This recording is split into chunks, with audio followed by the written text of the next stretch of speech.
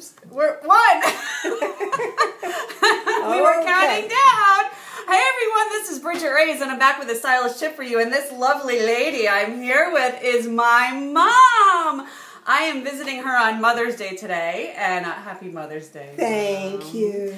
And I thought she's going to be part of my stylish tip this week because she is definitely the original and ultimate, the one, the only, don't call it a comeback, bargain hunter. This is her. I'm not even kidding you. Like, you know, oh, my mom's a bargain. No, you've not met this woman yet, okay?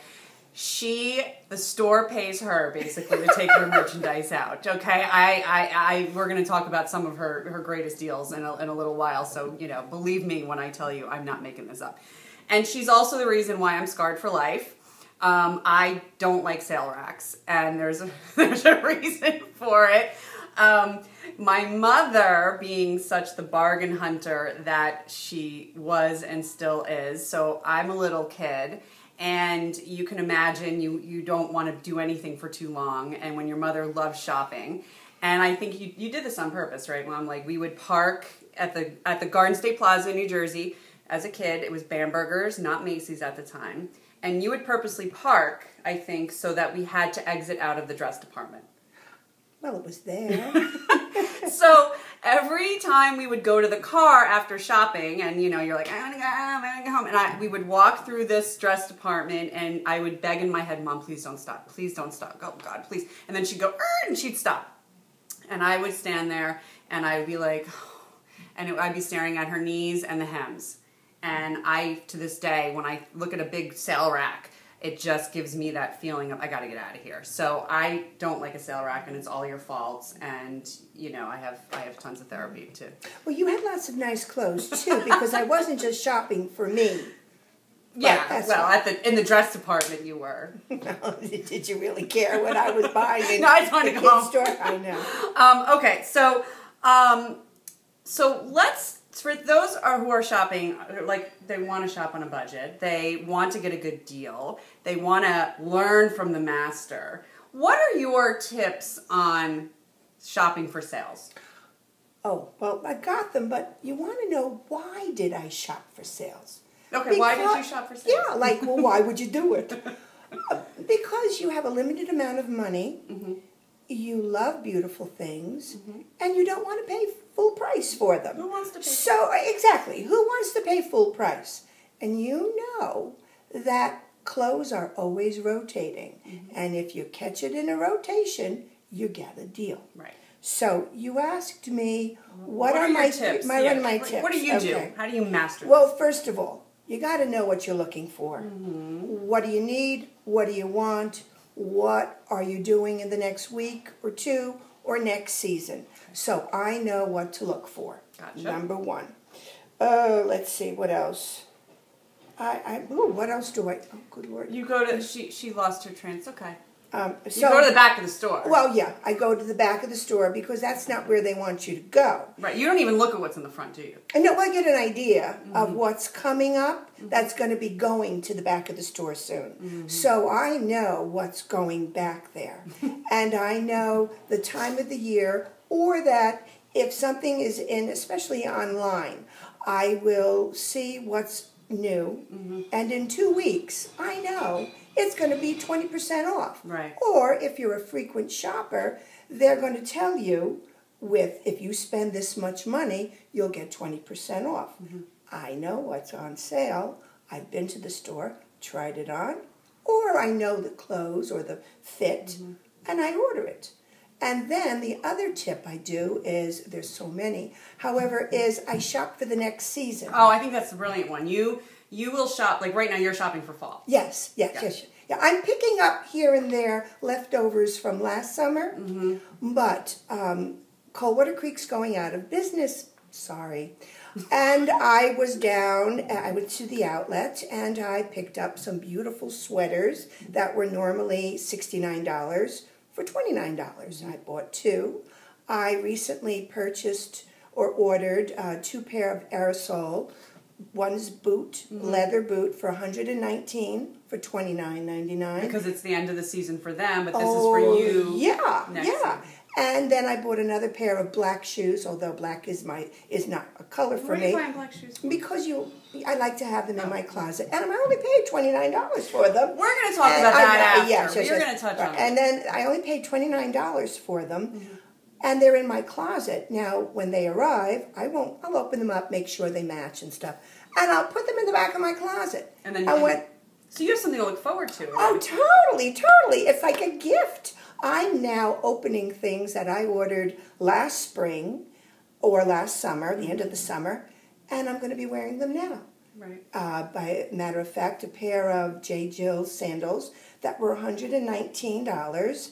I bought for $19.99, and I opened them up, and I'm going to wear them to a wedding, and they have the same shoes this year, but with a strap in the back. So you got them ahead of time. So it's almost like you're the version of the woman who shops in August for Christmas gifts. Totally. Gotcha. Totally. So I want to touch on something because I think you brought up a good point. And I think that some people are addicted to the sale, or they you're like, well, they were $19.99, they're black shoes, I had to have them. And I think that happens a lot where people think $10 here, $29.99 there, it doesn't matter for this price, I can't pass it up.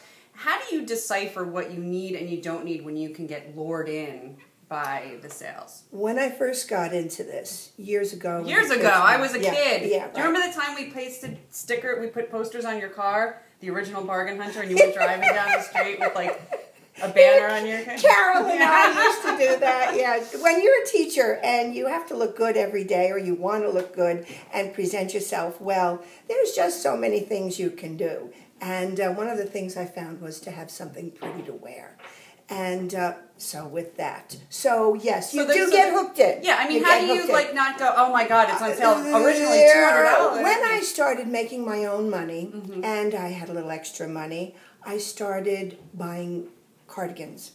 And the UPS man was my best friend. Yeah, that's a sign number one. If the UPS man knows you, you've gone too far. And I got to a point at the end of the season that I had more, and I love them, Talbot's cardigans. They are the best, butter. And I just had too many. And there was a point where I said, this is ridiculous. And you have to just keep checking, self-checking. And I've gotten to a point now where, I would love to have that. I could see myself in that. But I now ask myself, do I really need another one? And I have gotten much, much better.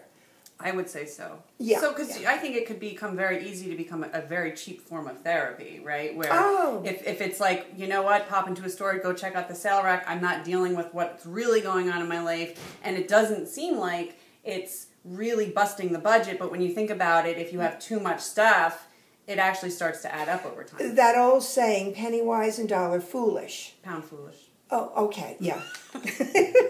Foolish. Just foolish. I just said, I don't need it. I don't need it. And, yeah. So if you can, I think another, maybe this is a good tip, you tell me, is if you can start already seeing something that's already doing that in your wardrobe. So if you want a new coral dress, let's say, or a new cardigan, if you already say, you know what, I have something that already fills this role, I don't need this one. So either, I guess, you get rid of the old one, or you say, I already have it. I get rid of it. And it's funny because there is something that I love, and it's the Talbot's T-shirts.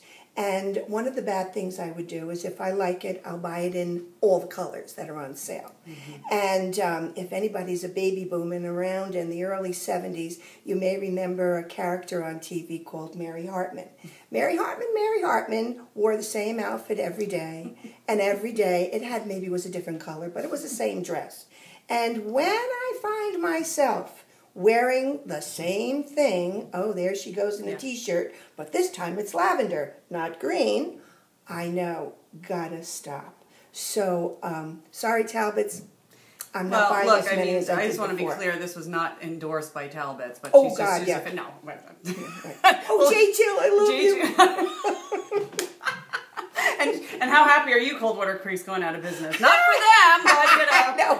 Deals galore. Yeah, but there's the other thing with there's that temptation at lunchtime. Well, let me do a little shopping, and I go, this is ridiculous, and it's a bargain, and then you just say, no more. Right. Was it ever, not to get too personal in your life, but did you ever identify that it was replacing something for you? That it was like, so you became so good at this bargain shopping that it was like you could just do it to fill other issues that maybe you should have dealt with? Definitely. There's nothing nicer than coming to school and have someone say to you in the morning, "Oh, it's got a cute outfit." Mm-hmm.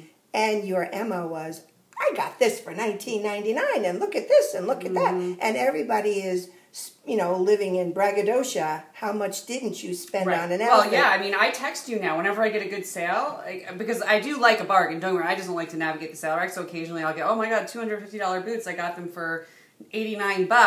I text you like as if I told you I, just made it into the Mensa, like my IQ is high enough to be a Mensa or something. I'm like, oh my god, and you're like, holy hell, like this is like a big deal for us. Yeah. So so you were filling. Oh, I was fulfilling a need. I got to be the hero that day. Look at how little she spent. Look at what she could do with $1.99. Identified with this sort of badge of cheapness. Oh, definitely. But now here's the difference. There's a difference between cheap and there's a difference between good clothes at a lower price. So I will never buy, granted, I understand and I do buy some of my sweaters in other places. However, they're not the they're my seasonal sweaters, my Christmas sweater, my turtlenecks that I can, you get a stain, throw it away. What do we call acetate blouses? Oh, B.O. plenties. Because after one season, they're out the door. Okay.